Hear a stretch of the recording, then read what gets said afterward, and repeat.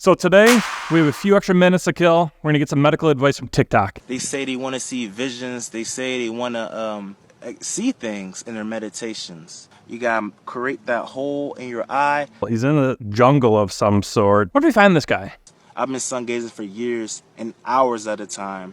And when I look at the sun, I'm getting extra information that people aren't getting because they don't have a hole in their eye yet. Well, we all have a hole in the eye. It's called the pupil. It's actually the center of the iris. So he's essentially going to create himself a macular hole. It only takes a few seconds. You're going to create damage to your fovea. If you're going to glance at the sun, do it for a split second. But what he's doing is actually ridiculous. So don't do that. Will develop nearsightedness and what you can do to heal it. It already has a little like Mr. Magoo look on it. He's discredited my book, so not good. If you're only using your eyes to see 2 feet in front of your face, then that's all you're training your conscious field of awareness to be able to perceive. We're meant to be using our eyes over a range of vast distances. So getting outside and getting actual sunlight is one of the best things that we can do to calibrate our vision. Your corneal curvatures, the length of the eye, and the power of the lens are going to dictate the equation of your eyeglass prescription. There is no calibration that you're going to do. There's no like little internal mechanism that you can do, set the distance and spin a dial. Balance those brain hemispheres and see with fresh eyes. See what kind of comments this guy had for this video. This first one here, I've been nearsighted since I was 7. I don't think that the phone had anything to do with it. It's true. It doesn't matter if you're really looking at your phone or you're reading a book or anything like that. You're focusing your eyes. People have been nearsighted well before phones ever came about. Oh, hang on. We have one guy that's supporting. He said,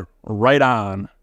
All right, so this is another one about sun gazing. Let's see what she has to say. Let me know if you want me to go more in depth into this because it's so cool. I could talk. Go into depth into it. I want to hear what you got to say. I'm excited. As the sunlight moves across the dome, it goes through the orange, yellow, green, blue, or ultraviolet, right up at noon. That's when the most UV light is coming through. We all know that the UV exposure rate's going to be higher in the middle of the day. And as it starts to move toward the other half of the sky, right, it decrescendos back down. My new word, decrescendos. I'm going to start using that one. So if you sun gaze at sunrise and sunset, you're actually getting free red light therapy. And it's actually better to do it with the sun because it helps set our circadian rhythm. Now, there can be truth with circadian rhythm. That's one of the things like viewing your phone at nighttime that can mess up your sleep pattern and everything else. Now, I actually don't know if it can improve your vision. It's not going to improve your vision. Looking at the sun at any time is going to cause a lot of UV exposure. It's going to cause cataract, so don't stare at the sun. My eyes used to be a lot more sensitive to sunlight. Like I could not be sitting here like staring at the sun the way that I am right now. So we have photopigment in the back of our eye too. It's like your ability to go from a bright room to a dark room. There's this photopigment that regenerates. So she probably has like bleached out some of her photopigment and makes her a little bit more tolerable to these bright lights is what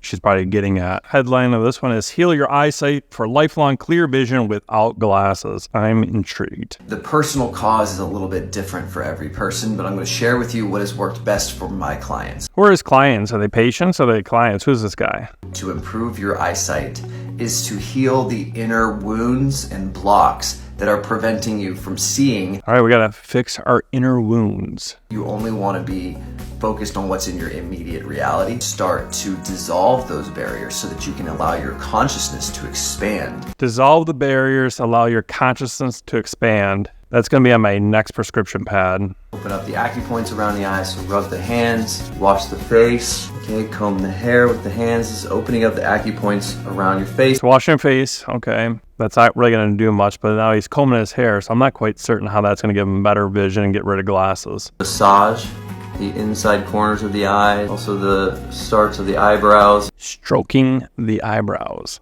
I've read about this in medical journals that if you have really, really nice looking eyebrows and you massage them and you groom them, you should have 20/20 vision. Going outdoors in the morning sun every day and using your eyes unassisted to count natural objects like leaves, blades of grass. Count leaves and blades of grass. That's amazing. 2,972,412. Could have some truth because actually growing up, I actually did cut grass for a long time for a company, and I do have really good vision. Maybe onto something. Their vision. The more you relax your nervous system, the even better it will get. The more you strain, the less you see. So relax, allow, and enjoy the participation in creation. The movie Billy Madison once quoted, "We are now all dumber for having to listen to that." Everyone in this room is now dumber for having listened to it.